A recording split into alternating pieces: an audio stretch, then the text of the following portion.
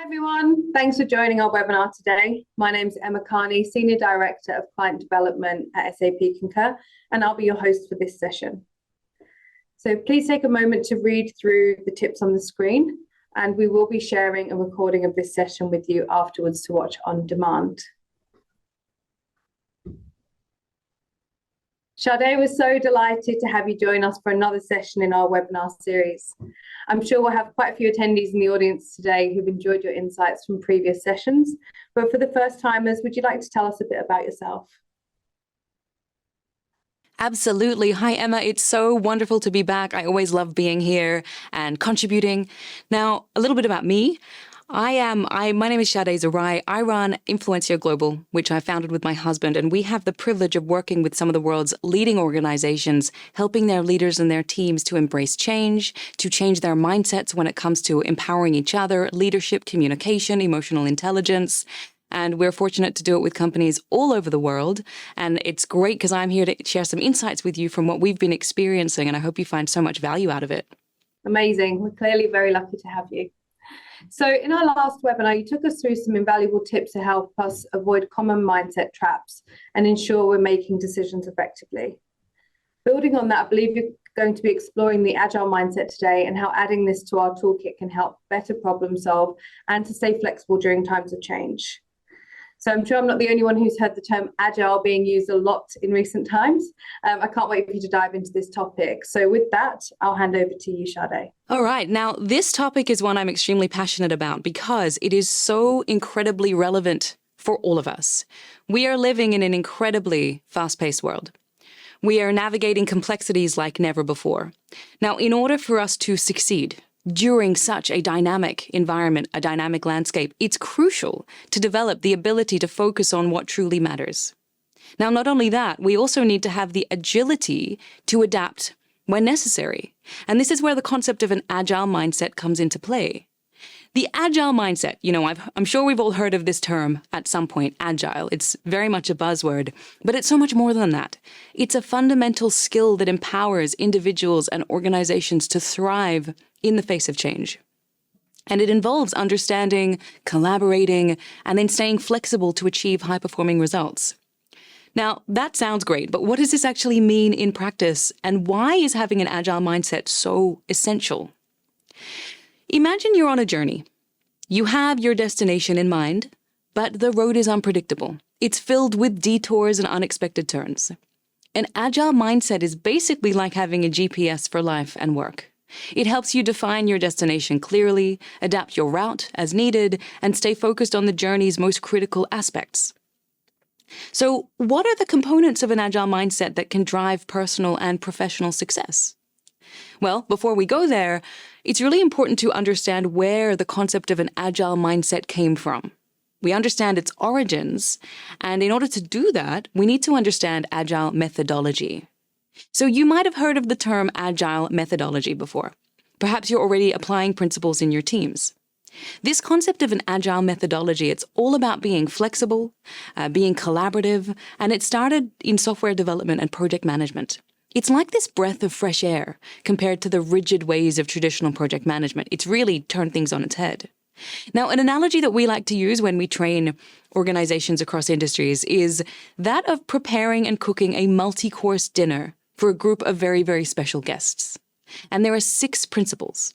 So the first is iterative and incremental. Now, rather than trying to cook all of the dishes at once, the chef would decide to focus on one dish at a time, creating the most basic version of a dish, which would be the MVP or the minimum viable product. After finishing each dish, they would taste test. The chef and the team would actually taste test the dish, adjust seasonings, or even decide to change the recipe entirely if they don't think that it's going to suit the guest's palate. Now, in a similar way, in Agile, projects are broken down into bite-sized pieces, usually taking a few weeks each. At the end of each mini phase, or when you have an MVP, you then test it, and then you can pivot, you can scrap it, start over, or build on it. So that's our first principle. The second is customer focus. So instead of simply guessing what the guests might like, the chef would regularly go out of the kitchen and talk to them, to ask them about their preferences, what they like, what they don't, and then take notes on the feedback. The goal isn't just to serve food, but to make sure it's exactly what the guests crave. And the same thing applies with Agile. It's about seeking customer feedback and then making customers happy. Now, the third principle is teamwork. In the kitchen, the sous chef, the pastry chef, the line cooks, and the dishwasher, they all come together. They don't work in isolation. They're constantly communicating. They're passing ingredients to each other. They're tasting each other's creations. And they're ensuring that everything is in sync for the final presentation. In Agile, testers, designers, product owners, they're all working closely together. They're sharing ideas and solving problems as a unit. The fourth principle is flexibility is key. Even if the main ingredients for a dish suddenly run out, the chef doesn't panic. The Agile kitchen would adapt, maybe choosing a substitute ingredient or changing the dish entirely to ensure that the meal remains delightful. And in Agile, you also adapt. You don't get stressed. You just find a way to make things work. Principle 5, learn and improve. The chef doesn't just stick to old recipes. They constantly taste, adjust, and experiment. It's not just about what was written in an old cookbook, but responding to the fresh ingredients of the day and the live feedback from diners. In the same way, Agile decisions are not made in boardrooms. They're based on real data and feedback. It's like steering a ship based on what you see, not what you assume. And then principle 6, keep getting better. After each dinner service, the whole kitchen team would come together and sit down. They discuss what went well, what could be improved, how they can make the next service and the next dishes even more outstanding. It's not about blame. It's about getting better with each meal that they serve. And in the same way, Agile is this journey of continuous improvement. Teams would regularly stop and reflect on what they're doing, making small tweaks to work smarter and better. So I don't know about you, but I'm a little hungry now. But the idea here is that we think of Agile as being like a world-class kitchen. That kitchen is constantly evolving to serve the best culinary experiences, and Agile teams also iterate, adapt, and improve to deliver the best results for their customers. So that's Agile methodology when it's used by organizations and by teams. So you might now be thinking, are there lessons that we can take from that methodology to help increase our own performance? And there absolutely are. And before I share some of the key lessons and insights, I'm going to take you through 3 common blockages that people face professionally. And these blockages impede their performance. These are blockages that we consistently come across, and Agile principles can actually help us get unblocked. Now, as I share these blockages, see if you can relate to any of them. The first blockage is exemplified in Manuel's story. Now, Manuel is a highly skilled software engineer. He has consistently delivered top-tier results for his prominent fintech employer. He plays a pivotal role in the company's numerous achievements. But beneath his stellar track record lies a challenge that affects his professional momentum. While Manuel is exceeding in his assigned tasks, he secretly aspires to lead a groundbreaking project within the company. He envisions a software solution that could revolutionize certain processes, making them more efficient and user-friendly. During his free time, he's actually conducted extensive research, identified potential synergies, and even jotted down comprehensive project proposals. It's incredible what he's done. Yet despite this preparation and his belief in the project's potential, he hesitates. He doesn't bring his idea forward to senior management. Every time he considers proposing it, he's consumed by a whirlwind of self-doubt and questions. Will they see its value? What if they think it's a silly idea? What if it fails? This internal turmoil is not just limiting his initiative, it's also subtly affecting his confidence and his enthusiasm in his current role. His situation is a classic case of what we call the initiative inertia. It's the initiative inertia syndrome. It's when we continuously refine, plan, ruminate on, but then never actually take action. We remain apprehensive. So we've got these fantastic ideas, we've thought about them a lot, but we're not moving forward, we're not putting them into practice. And this state of mind can lead to constant revisions, overthinking, and a perpetual quest for validation, which undermines our performance. So what leads individuals like Manuel, and many of us, to fall into this initiative inertia? And how does it actually impact our performance at work? Well, what do you think? When we look to the research, it highlights a common theme of rumination and overthinking. It leads us to procrastinate and to stagnate, which hinders our productivity and performance. Now, why do we overthink? It's often rooted in the primal instinct of self-preservation. which causes us to fixate on worst-case scenarios and potential pitfalls. We become preoccupied with questions like, what if I fail? Am I truly qualified for this task? And these persistent doubts and what-ifs can paralyze us, leading to hesitation and self-doubt, and this mental state can spill over into other areas, causing uncertainty, indecision, and a lack of confidence. So we call this state, this initiative inertia syndrome, failure to launch. It's that very first blockage that can hinder individual performance, but it doesn't just stop there. It also negatively impacts a team's performance and ultimately an organization's. Because if people are constantly overthinking and holding themselves back, waiting until everything aligns perfectly, no one takes action. They all get left behind. Okay, now let's move to the second blockage. We call this one treading water. So in addition to the failure to launch blockage, there is another common challenge that can significantly impact your performance. This scenario of treading water, it's marked by people who initiate multiple projects or tasks, but then actually struggle to see them through to completion. And this pattern can hinder productivity at work from an individual level, a team level, and an organizational level. So here's an example. High potential employee who, despite their talent and capabilities, find it difficult to commit to completing tasks or projects at work. That initial enthusiasm wanes, and self-doubt creeps in, leading to questions about the choices they've made. So they might lose interest in ongoing projects, they seek novelty elsewhere. And as boredom sets in, that absence of dopamine reward up here, because the fact is, starting new tasks is exciting. We get a dopamine hit. But then over time, we might get bored because we don't have that constant dopamine hit. And so that pursuit of the new and the exciting is more appealing than finishing existing tasks. And when these cycles become habitual, this is when people become trapped in the treading water phase, hindering their ability to perform consistently. So we had that first blockage, when people hesitate and they don't take action, or they don't share their ideas. This second blockage is where people don't commit 100%. Instead, they're flipping from project to project without seeing them through to completion. This often happens in people's personal lives as well. Either people have read 101 or the first chapter of 101 self-help books or business books. They have started courses and never finished them. We see this frequently in personal lives. We also see this in project teams, and I'll share a little bit more about this later, but in project teams where suddenly the budget dries up and you're no longer allocated any additional budget, so the project is abandoned. And if this happens a lot of times, it develops a habit within the individuals. Okay, now we move to the third blockage, which is what we call persisting on the plateau. Now, to illustrate this, let me tell you about Sarah. So Sarah is a driven and passionate marketing manager at a mid-sized advertising agency.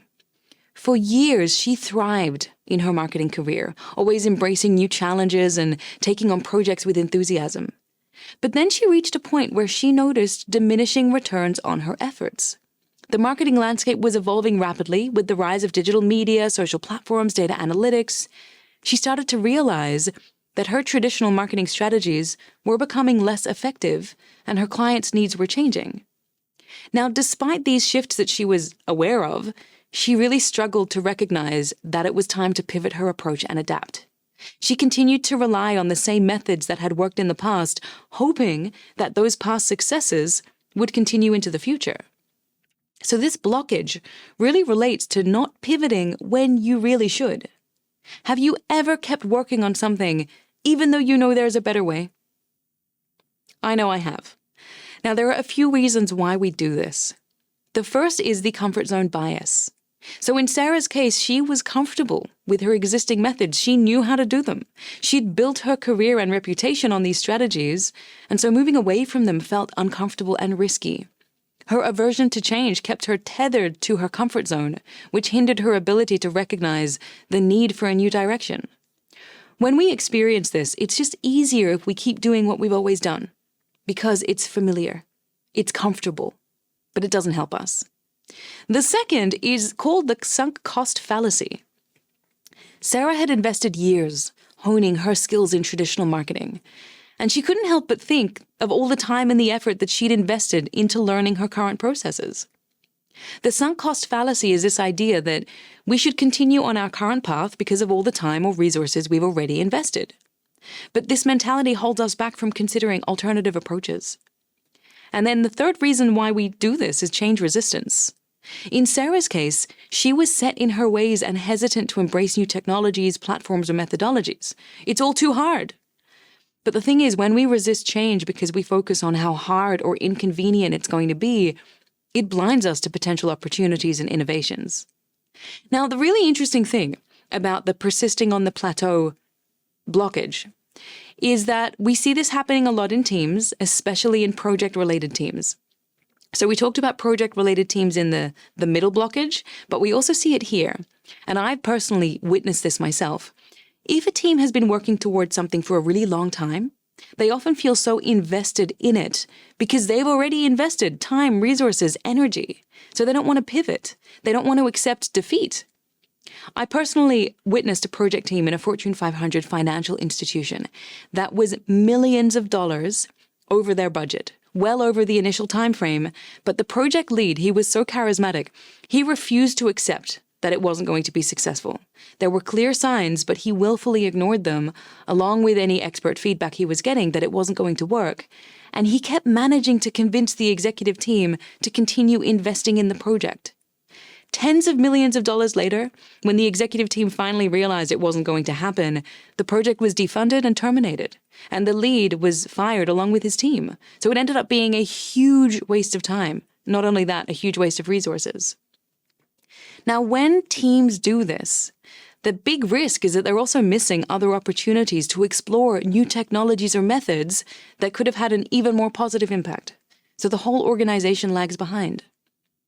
So those were the three most common blockages that we've come across that prevent individuals from performing at their peak, teams from performing at their peak, and organizations from succeeding.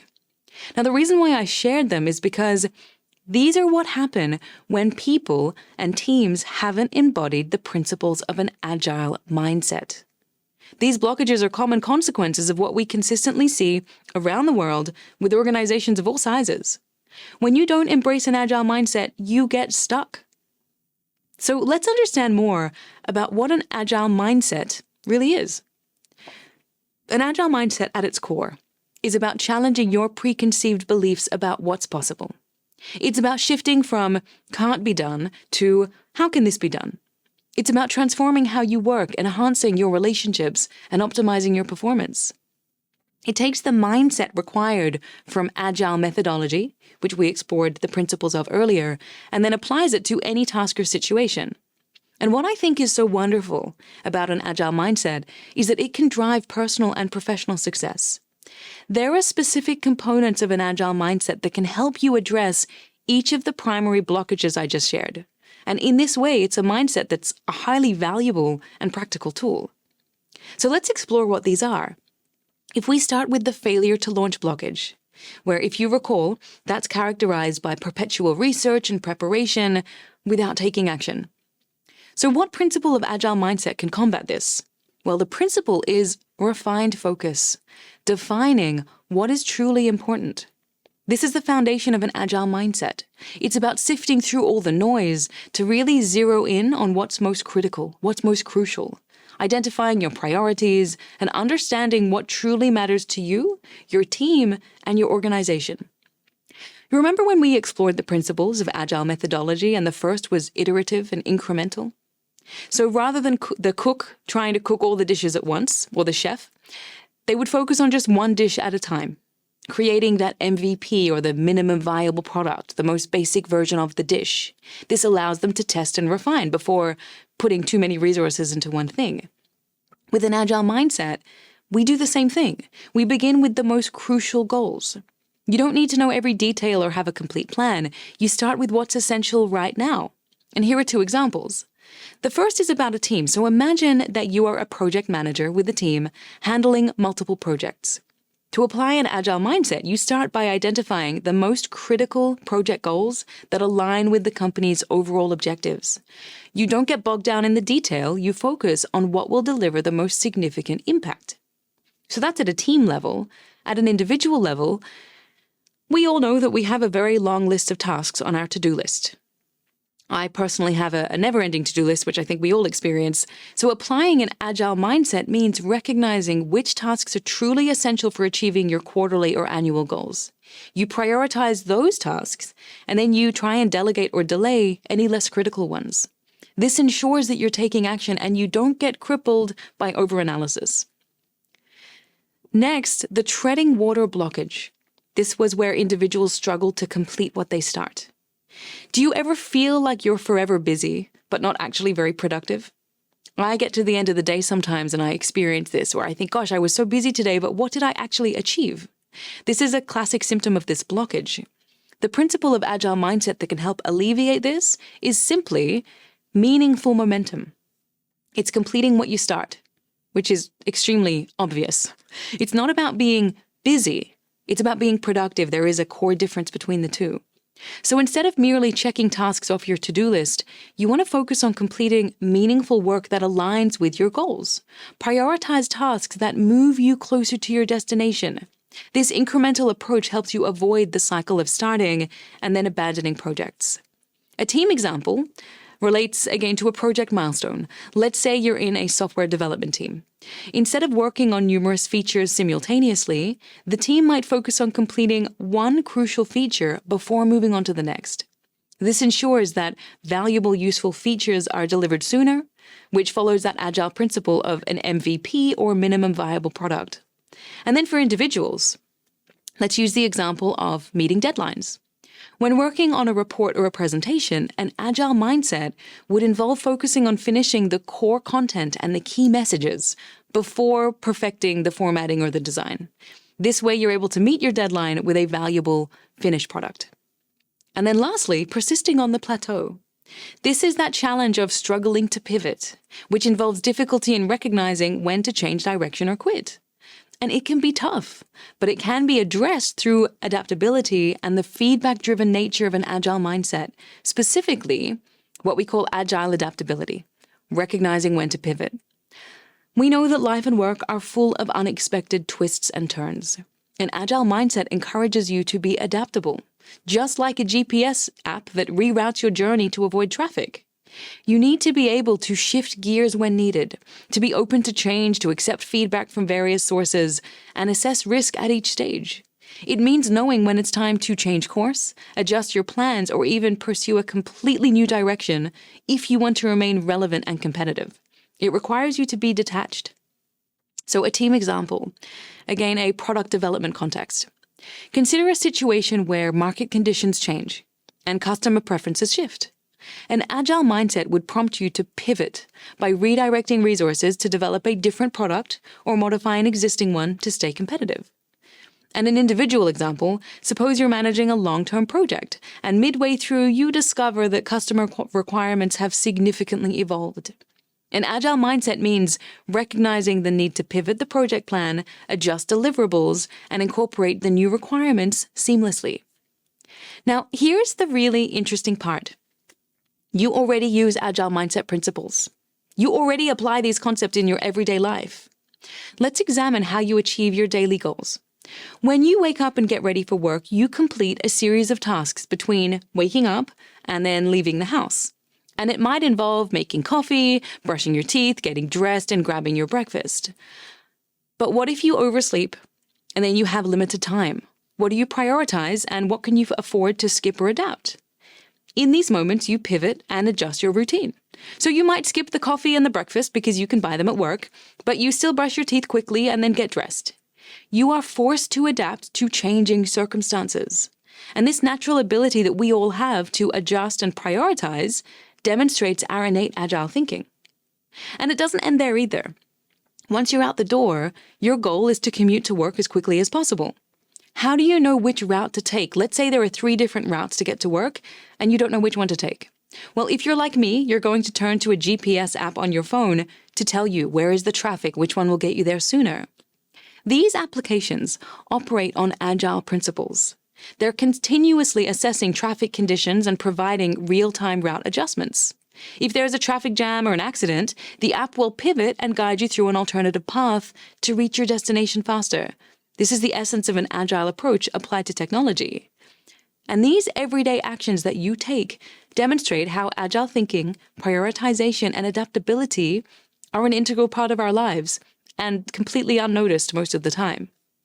And what we can learn from behavioral science is that an agile mindset is rooted in the understanding that flexibility in response to feedback leads to better outcomes and heightened resilience in changing environments.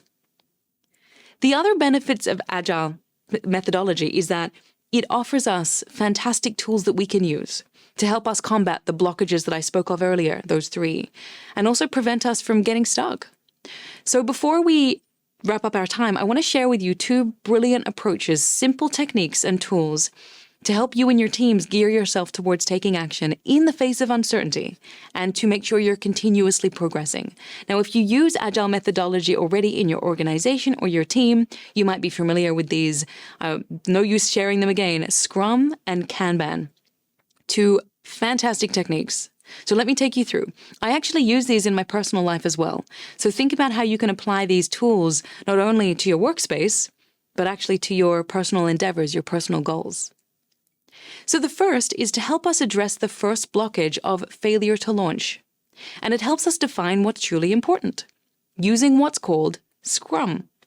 So Scrum is a framework within Agile that structures and facilitates team collaboration on complex projects. It does this through iterative cycles and continuous feedback. And we can use these principles ourselves in a less formal way. So here's how. There are a series of steps. First, you would start by listing and ranking your priorities. You start by noting down all potential tasks and projects that you have. And then, with input from relevant stakeholders or team members, you rank them based on their importance and value. Next, you move into the planning phase. You select the top-ranked tasks or projects to tackle in the upcoming cycle. Now, a cycle could be a period of a week, it could be a fortnight, it could be a month, whatever works for you. You want to set very clear objectives and goals for that time frame. Then, daily check-ins. Conduct daily discussions among participants, among the team, about progress, challenges, and ensuring alignment with the cycle's goals. Fourth, review. At the end of the cycle, review what's been showcased, and then what you need to accomplish further to achieve your priorities and recognize the value that's already been created. So the review process is both to acknowledge what has been done, what still needs to be done, and let's celebrate our work so we're feeling energized for the next cycle. And then the final step is reflection. You analyze your successes, you pinpoint specific areas of improvement for the future. Now, this 5-step process based on Scrum is designed to help you develop a habit of agile iteration, review, and continuous improvement. And I find it's also really helpful to use these principles when you come to your own aspirations in your life as well, outside of work, whether you have any goals that you're working towards. Now, the next tool is one of my favorites for productivity. It's especially helpful for breaking through the treading water blockage and actually completing what you start. It's called Canband. It comes from the Japanese kan, meaning visual, and ban, meaning card or board. It translates to visual signal, and it offers you this methodology to visualize your workflow and then maximize your efficiency.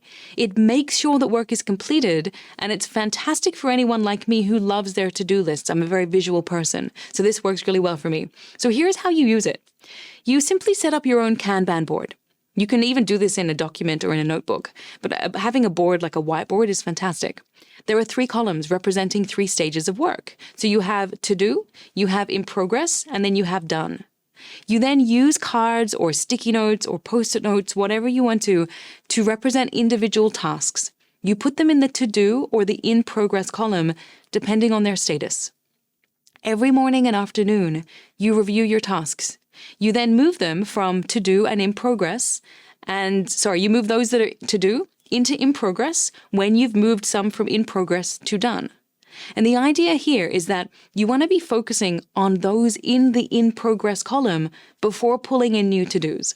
Otherwise, you will end up with everything in progress and feel overwhelmed and not get anything done. So the idea is, how do you move those from in progress into done before moving the to-dos into in progress?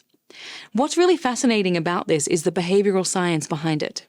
It taps into visual recognition, visual cognition, task orientation, and reward mechanisms. It also reduces cognitive load, because rather than needing to keep all of your tasks and your projects in your mind, you're able to visualize them. When you then move tasks from in process or in progress to done, it offers this tangible sense of achievement. It triggers dopamine release, which reinforces productivity and maintains your momentum. It's like that feeling you get when you tick an item off your to-do list. This is taking that to one new whole level. Now, the final note that I wanted to share, you've now got these agile frameworks to help you foster an agile mindset and avoid getting stuck in one of the blockers. You've now understood the principles of agile methodology and how to apply these principles to your own life.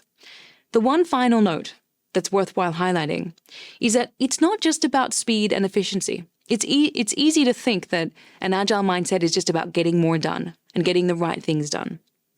But more than just expediting things, it's about innovative problem solving. It's about maintaining adaptability in the face of challenges, which allows you to be more resilient. It's about continually reassessing and reshaping your established beliefs about what's achievable. Now, not only that, collaboration is also a complementary aspect. It's actually central to agile thinking because you need to rely on the support, the insights of other people. When you can work synergistically with others, it fosters diverse perspectives, it leads to far richer solutions, and ultimately a more dynamic, responsive approach to challenges.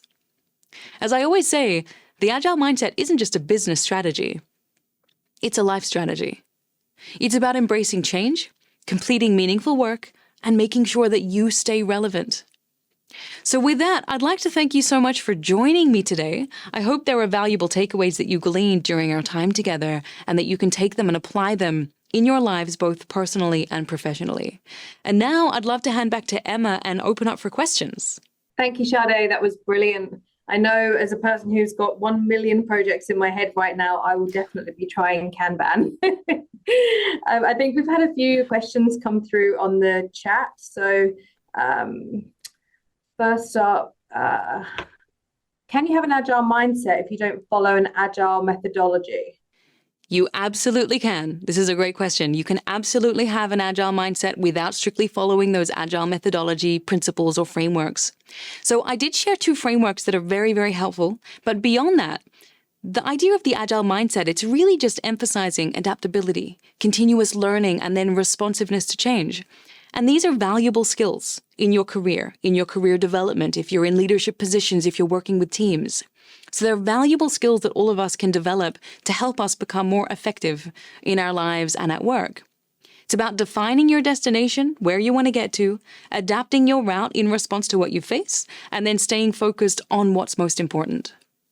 Okay, so this one probably came from somebody super organized. Isn't agile just another term for last minute? I love this one. Some will use it as an excuse for sure. But I think in their case, it's really, yes, it's just a lack of preparation. When it comes to agile, it's definitely not meant to be synonymous with last minute. I completely understand where the confusion lies and why some people use it as an excuse. But agile is really about flexibility. And to those who are not flexible, they can consider it as a lack of planning because they're just not open to the concepts. Their mind hasn't been expanded to understand the benefits. So with agile, it's about continually iterating, making adjustments, pivoting where needed, and it can appear like it's reactive rather than proactive to those who prefer that more traditional, rigid approach. But in reality, Agile's adaptability is a structured response to real-time feedback. It's allowing people to respond live to what is happening to them using all those mindsets. Great, thank you. And this is probably a great segue. Do you have any tips for collaborating with others who may not share the same agile mindset? I think we've all experienced colleagues like that in projects before.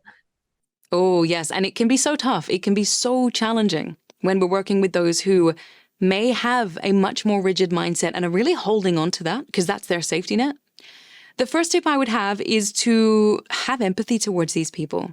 So recognize that everyone comes from different experiences and backgrounds, and to some, especially those who are more old school in their approach, this idea of agile is very confronting. It's pulling the rug out from underneath them because everything that they find comforting is around rigidity and being able to predict what's going to happen. Agile is acknowledging that we can't predict what happens and we need to respond to it. So having empathy means taking the time to understand their perspective and their reasons behind their approaches. Ask them, what do you like about your particular approach? What are the benefits that you feel your approach brings? Allow them to share. And this then links into the second tip, which is around fostering open communication. So you can emphasize the benefits of Agile while also listening to their concerns. And again, this is where you can prompt them. Can you tell me more about the reasons you don't think this approach will work? And then you address the concerns that they have. And then the third tip I'll share here is that there is huge power in leading by example. So this third tip is to demonstrate the advantages and the value of the Agile mindset through how you approach things. Show the benefits in real time, like how quick adaptations lead to far better outcomes.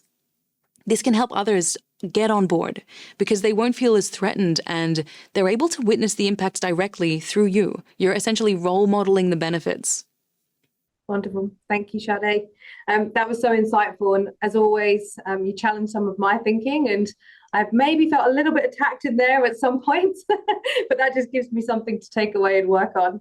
So for everybody, thank you so much for listening today. We hope it gave you some food for thought and will encourage you to adopt an Agile mindset. So please take some time to answer our survey questions.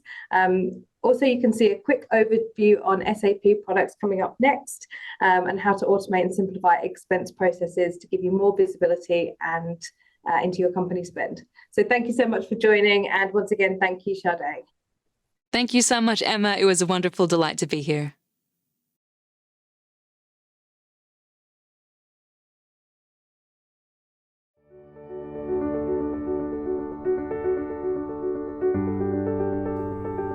Manage spending where and when it happens with Concur Expense. SAP Concur Solutions connects your expense, travel, and invoice spending in the one system, providing a way to manage spending from end to end, gain greater visibility into transactions, improve compliance, and simplify the process for both employees and administrators. When business travelers are on the road, SAP Concur makes expense reporting easier with Expense-It, part of the SAP Concur mobile app. With this innovative feature, travelers simply use their smartphone camera to capture and upload an image of a receipt. Optical character recognition technology, along with machine learning, captures all the relevant data, including the amount, date of transaction, vendor, expense type, and location, and matches them to expense or credit card entries in Concur. Employees can further the value and simplify expense reporting by connecting to our ecosystem of partner apps. Expenses from partners like Uber are automatically created in Concur Expense, complete with e-receipts. When you need to capture spend at the source and gain visibility and control, Concur Expense can help. By consolidating expenses in your solution and automating the process, you can help employees go from trip to expense report with far less effort. Plus, SAP Concur Solutions does the heavy lifting by writing most of the report for the employee, combining credit card, booked travel, and e-receipt data, all whilst applying audit rules that highlight exceptions. Taking advantage of hotel receipts means employees don't have to stop at the front desk for the bill, as their hotel bills are automatically imported and itemized for them. The system also notifies employees of incomplete entries to help create thorough and accurate expense claims. Once an expense report is submitted, Concur Expense allows employees to visually track the status as it moves through the approval workflow. Employees can also use the SAP Concur mobile app to view expenses, add them to a report, and submit an expense report wherever they are, whenever they want. Managers can then take advantage of the SAP Concur mobile app to speed up expense approvals on the go. Track the metrics that matter to your business with the easy-to-use dashboards, as well as out-of-the-box and customizable reports that deliver a clear view of what's being spent and where the solution offers a holistic and simple way to measure KPIs. As an added benefit, financial connectors work with your ERP, CRM, human resources, and accounting systems to give you a unified view of all your data. Connect with finance systems like SAP, NetSuite, QuickBooks, or Xero for a timely and complete financial picture. Harness the power of industry-leading travel and expense products in a single solution that helps your employees become more productive. You'll get visibility and transparency into employee spend, the ability to enforce policy, and the agility to make intelligent spend management decisions. For more information, go to www.concur.com.au.